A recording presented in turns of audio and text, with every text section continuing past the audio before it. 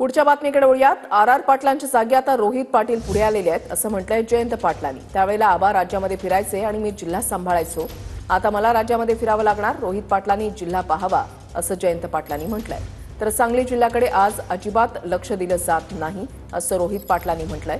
प्रत्येक मतदारसंघामध्ये लक्ष देण्याची गरज आहे असं रोहित पाटलांनी आपलं मत मांडलेलं आहे।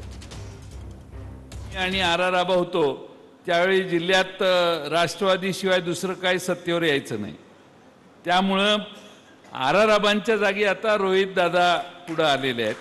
त्यामुळं रोहित दादांना माझी विनंती आहे की आमचं अंडरस्टँडिंग असं होतं की आबा महाराष्ट्रात फिरायचे त्यावेळी आम्ही जिल्ह्याची काळजी घ्यायचो।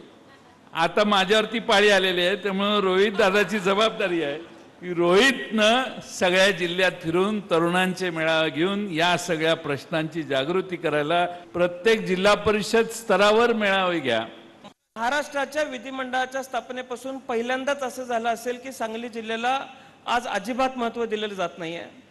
आज आपण परिस्थिती बघतोय की प्रत्येक मतदारसंघामध्ये काही ना काही कुणी ना कुणीतरी जाऊन तिथे लक्ष देण्याची आवश्यकता आहे। माझ्या विधानसभा मतदारसंघाचा आमदार म्हणून मी माझ्या विधानसभा मतदारसंघाची जबाबदारी देवराज दादा घेईन। जिल्हा अध्यक्ष म्हणून तुम्ही काम करत असताना तुमचा कार्यकर्ता म्हणून काम करायची आमच्या सर्वांची तयारी आहे।